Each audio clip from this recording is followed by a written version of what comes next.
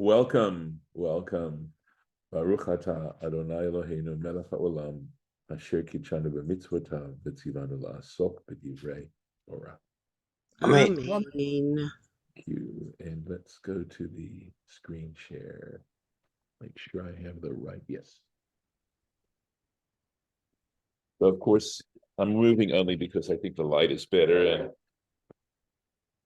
And okay, that seems better. Let me do something here.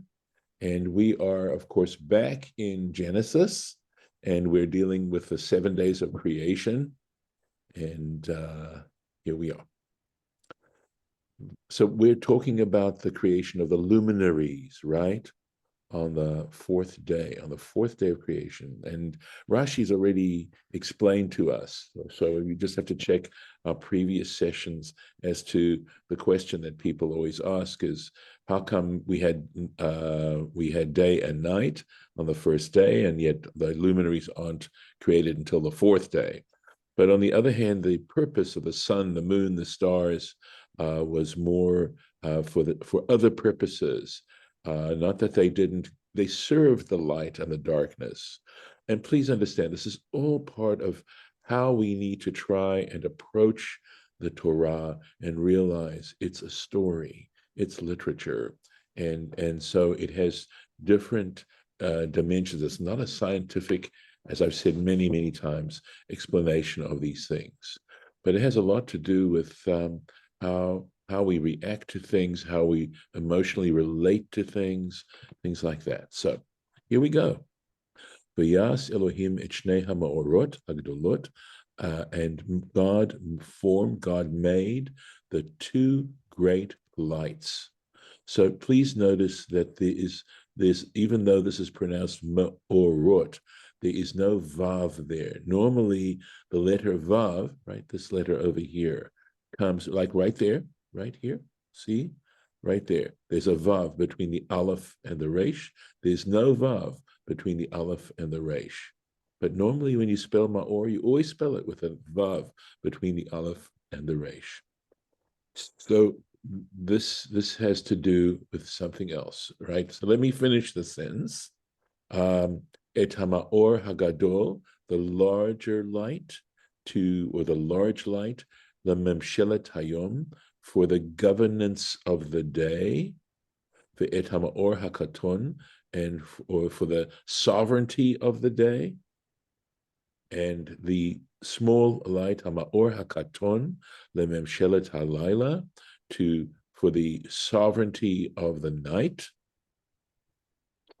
ve'et hakochavim, and the stars. Some very cool stuff interpreting this verse. So, ha'ma'orot hagadolim, the large lights. So he says the two large lights, he says, right? Shavim nivra'u. Originally, they were created the same size. Again, not scientific here. It's got to do with how we interpret this from a literary perspective.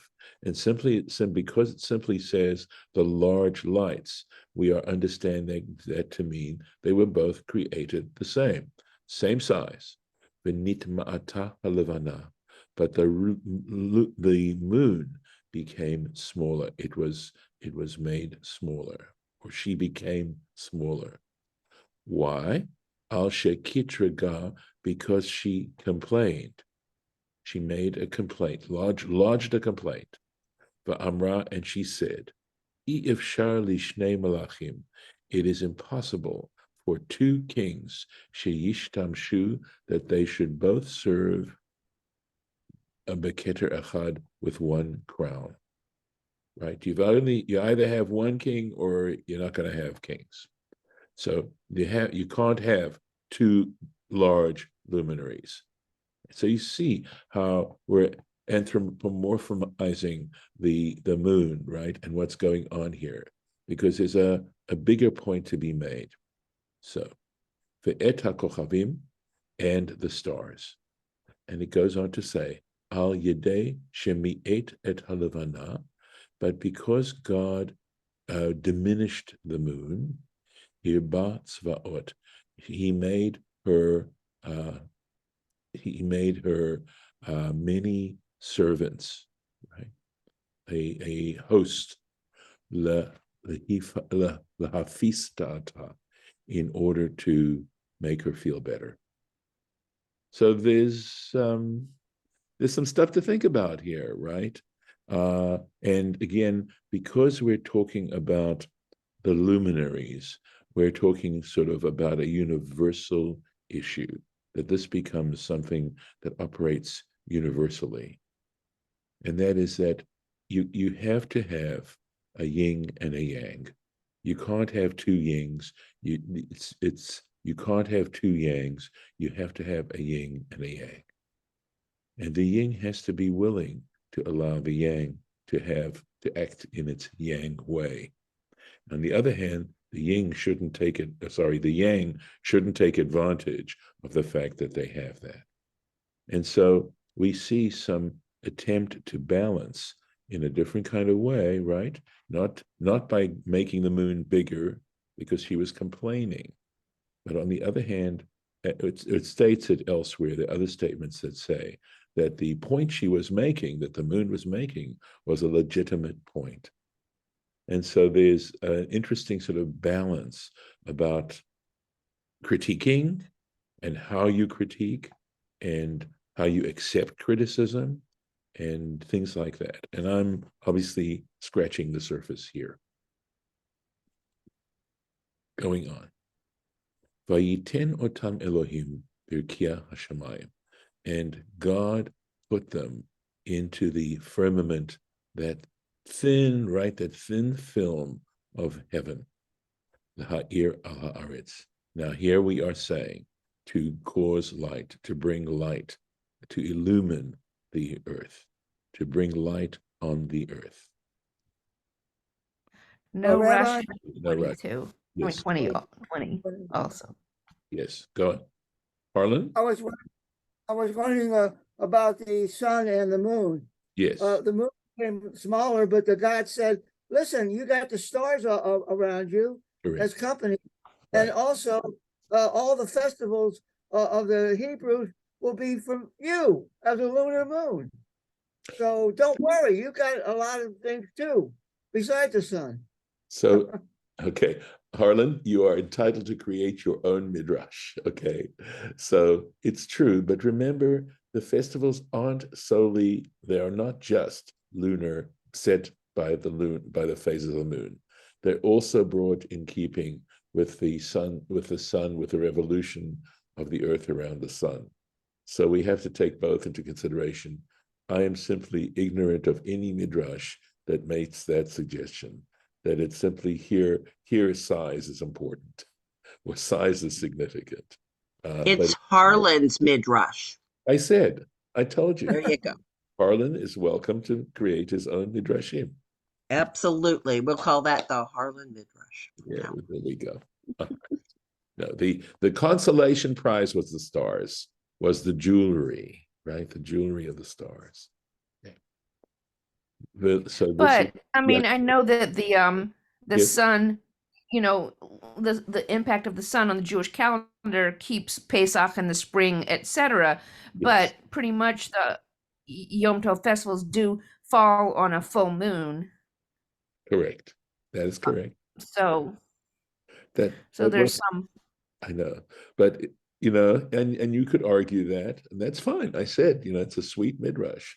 That's not the midrash that we're aware of, and It's just supportive Harlan's midrash. There we go, and he deserves a vigorous defense. Everyone does. But at any rate, in this particular midrash, the consideration isn't so much that the festivals are based on the moon, the phases of the moon, but rather on the fact that it's the stars are the magnificence of the moon and add to its luster. The lunar cycle, by the way, since we are talking about that, and since Harlan kindly brought that up, right? The moon, in so many ways, also represents the fate, the karma of the Jewish people. because it waxes and it wanes, just like our history. And also the fact that the moon practically disappears, and how we've practically disappeared, and yet it reappears. So in many ways, one other reason why our festivals are so tied to the moon is just how deeply, deeply our own karma is associated with the moon. So next verse, Vilim Shol, and to govern Bayom Uvalayla, and to govern during the day and during the night. By the way, so I pointed out the Ma'orot, and I believe it was in a previous Rashi that we pointed out that he mentioned the fact that Me'era means a curse, right? And in that sense, for the signs, remember we talked about the signs and the seasons and stuff like that regarding the luminaries, and how when one of them eclipses the other, it is not a good sign. It's not a good sign. So again, you can either, see it more from a poetic standpoint, or you can say it's a realistic standpoint. That's a personal place to be. Yeah, that's like talking about the rainbow as a bad Yes. thing and not a good thing. Right. It's a good Right. thing in one way, and it's a bad thing in another way, because it Right, 'cause indicates a we- bad thing. Right. We must have done something really wrong because Right. it's a reminder. But yes, having raised that, of course, is a beauty. So if it pushes people to look at their lives more carefully, if we look at humanity perhaps with a more critical eye, we'll recognize, and there's a possibility you can't fix anything if it isn't broken. Okay, and knowing the degree to which civilization, or call it what you will here, is broken, then there's a need to say, wait a second, we really need to work on this. And from that point of view, I think it's extremely relevant.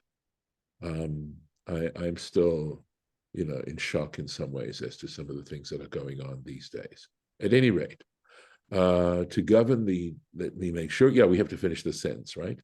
To govern during the day and during the night, v'lim shol bayom uvalayla, or to govern the day, or in the day and in the night, ulahavdil bein haor, and to make a distinction, bein haor uvein hachoshech, between the light and between the darkness. Vayar Elohim ki tov, and God saw how good it was. Again, the point about this first chapter of Genesis is the notion of how fundamental the idea of a binary universe, that there's light and there's dark. Because if you didn't have that, you wouldn't be able to make a choice. And the truth is, of course, that as human beings, our life is a matter of a series of choices. And some of those choices are very important and generate a whole chain of events depending on the choice that is made. But that is the sort of the very notion of being alive, is to have these choices. So that's why you see how much distinction is an important concept. Vahi erev, vahi voker, there was evening, came morning, Yom Revi'i, the fourth day. By the way, I don't know that I mentioned this, but evening comes first and then morning comes. And again, I think that is reflective of the fact that, to the extent that evening precedes the night, and night has the connotation, again, looking at it for its literary connections, night represents death, night represents adversity, night represents a lack of control, etc. All right, and then it precedes light, which is just the opposite, that there's a sense of immortality and resurrection built into this particular idea, that again, in the very fabric of creation is this idea of renewal and even tshuva, which is so important as well, the idea of changing your direction, returning, repentance, that no matter what choices you make, you can always change. And of course, there may be consequences, there may be still adversity because of the system of justice that pervades the universe ultimately, but nevertheless, you always have that opportunity as long as you're existing. You can make the right choices. And of course, learning from experience, right? It's all about that too. Vayomer Elohim, God said, or thought, right? Yishritzu hamayim sheretz nefesh chaya. Let the waters swarm with living creatures, with swarming living creatures. And this word sheretz, l'sharetz, okay, I think it primarily means swarm, but I think Rashi, we'll see, wants to see it more as creeping, but we'll see. And birds to fly over the earth. So both the swarming creatures, the insects, etc., were created at the same time period as the birds. So the fact that the birds preceded the creation of the land animals, etc., is sort of interesting too. The fact that it does seem to be borne out from what I understand as experience, as scientific knowledge. It's just a coincidence. So, but the reason it is in here may have a different fundamental reason. So I'll play Rekia Hashamayim over the surface of the firmament of heaven, the vault of heaven, this Rakia. It's almost impossible to translate. And here is the Rashi. Nefesh Chaya, living souls, Sheyehe ba chayut, that in this creature there should be life. And what we're talking about is one of the forms of, quote, soul has to do with just the fact that it has this ability to locomote, right? That it can go around by itself, that it represents a certain level of individuality. And we talk about the animal soul, right? There's another kind of soul. So sometimes we talk about the rational soul. It's a different ability that human beings have that animals don't necessarily function with. And it seems to me that when we talk about instinct, that animals have instinct, that instinct has to do with we have two instincts as well, which basically are represented by the emotional side of our personalities. And that animals have this to a greater or lesser extent as well. In other words, this built-in level, except as human beings, we definitely have the ability to use our rational soul to try and overcome the self-destructive elements within our emotional soul. And the Torah is here to try and help us. Right? Sheretz. So now he's going to talk about the word sheretz. Kol davar chai, any living creature, she'eno, see what he's saying here, she'eno gavoha min haaretz, which isn't high up over the earth. In other words, he's talking about creeping. Karui sheretz. It is called a sheretz. Ba'of, okay, so regarding flying creatures, kagon zvuvim, he says, so for example, flies. And of course, the word zvuv is onomatopoeic, right? Means a fly. Vashkatzim, and he says, shkatzim would be insects, is what he's talking about. So, kagon nemalim, he says, for example, ants, the chipushim and beetles, the tolaim and worms. So Rashi likes the meaning of sheretz as creeping, okay, Whereas, as I understand, there are those who really prefer the term swarming with regard to sherets. Uvavriot, and what about other kinds of animals, wild animals? Kagon cholad, for example, a mole, the achbar and a mouse, the chomet and a lizard, ukiyotse bahem, and similar types of creatures, the chol hadagim, and all the fish would be, according to Rashi, sherets, because, again, interesting though, you don't necessarily think of a fish as creeping, but you certainly think of fish as swimming in schools, right? So again, how do you look at this? Because creeping and swarming are two different things. At any rate, this is the word sherets. Well, I think swarm can kind of designate, quantity. Yes. So if something's Absolutely. creeping, but there's like I mean, I understand that swarming in the air is, one thing, but just huge numbers of insects, and they can be all over, you Yes. can look down and there's just thousands of ants, and it's kind of like a swarm.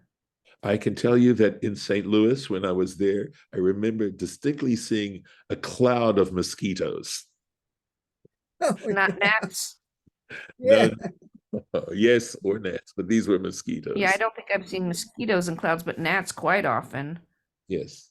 yeah, So, gnats too. You're right. okay. Yes.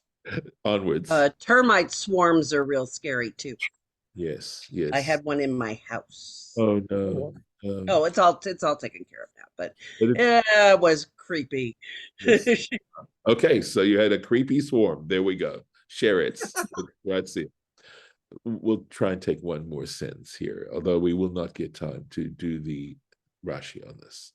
Vayivra Elohim et hataninim hagadolim, and God created the large sea monsters. Sometimes tanin is translated as a dragon, right? But we're talking about in this case, the sea monsters. Ve'et kol nefesh hachaya, and all living souls of the creatures, haromes meshet. Okay, so this is more to do with, again, does remesh have to do with swarming? But look at this, haromeshet. So either we mean the swarming asher shartzu hamayim, which the waters shartzu, with which the waters, I don't know. This is a challenging sentence, right? So again, remesh could mean to in this case creep, but it's a different word, right, than shartzu. So all these creeping things with which the waters swarmed, the minehem, according to their kind, according to their species, ve'et kol of kanaf, and all winged creatures, right? Winged birds, but la'ofef means to fly, and all winged flying creatures, the minehu, according to their species.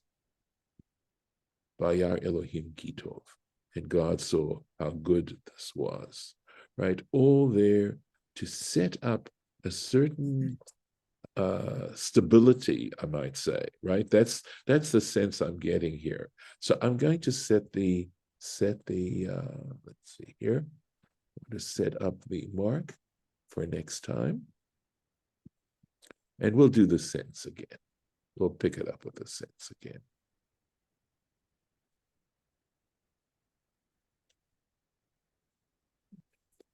I'm going to stop the share. Any thoughts, any reflections? Yeah, I think that animals have instincts, and they're ruled by their instincts. They have the rest of their life, they're going to do the same thing over and over and over again, including the snakes that grow on the ground, and all the insects.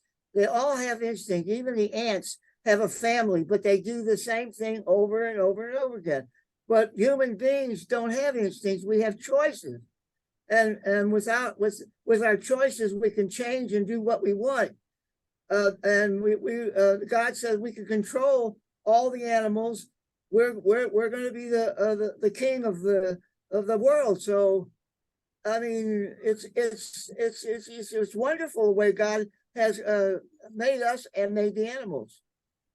We do have instincts. Yeah, I think we do too. I think I would call them emotions. I think it's helpful to sort of see instinct and emotion in the same place, you know, that they're almost one and the same. And by the way, also, of course, animals have, you know, the way, for example, it always blows my mind how spiders are able to create engineering marvels, you know, that they're Yes. programmed to be able to do that, or certain But they spiders. do the same thing. Octopuses are brilliant.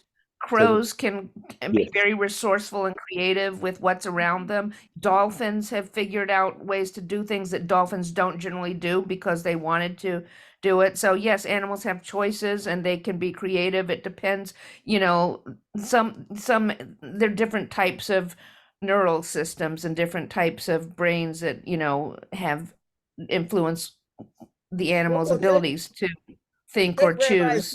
Take Rabbi's dog. He has emotions and everything too. Well, we know dogs very much do. So there was a point though that you were making, Lauren, that I'm sorry, I forgot what the point was now. That It was about instinct and emotions, Right. and instincts. I think they're very separate from. Well, not there. There are instincts that are separate from emotions. There's chemistry that happens in your brain when you're in danger. So there's your survival instinct. And many of those times it's not your emotions that guide you. It's not even their choices that guide you. It's your feet that start running. well, but And in fact, your muscles move.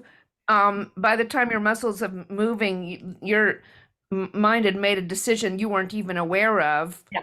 and your muscles are responding. And by the time you think you're choosing that, you already, you know, had that going and didn't realize it. It's just, you know, so it's a lot more complicated than it seems. The thought of whether or not we choose and when we choose. right. Fight or flight. When I'm talking about emotions, I'm not necessarily talking about choosing. By the way, the point I was going to make was the fact that it's so interesting. You know, you're mentioning these various animals. Well, it's interesting that when we want to examine human behavior, what animal do we choose to look at so often? A monkey? Rats. Rats. Well, Rats are very intelligent. Don't, you know, incidentally, there was a fellow who came to get rid of the rats when we were in Santa Rosa. And he said the difference between rats and mice is absolutely extraordinary. And he said he remembered seeing a rat pushing another rat on a trap so that the trap would spring and the other rat would get the cheese. That's how intelligent. sneaky. Also keep in mind that we are viewing the animal world through our own lens. Absolutely. So when it comes to whales, when it comes to dolphins, when it comes to octopus, we project our own selves onto them and try to say, oh, this is true. They don't have choice. They don't have minds. They don't, all of those things. We're doing it through our limited perception, ability to perceive these things. Even the lack of language, which is often used as proof, is sometimes just related to the fact that they don't have the physical muscles to articulate language in the way that we do. Doesn't mean that they can't understand it or use it, but they can't speak it because their muscles aren't made to speak words. Oh yeah, I they love you. understand. I love you, Lauren. You take what I have in my head and I try to explain, and then you take it further and you really help me in so many different times to help express what's in my mind. Thank you. I'll stop. You're welcome. So.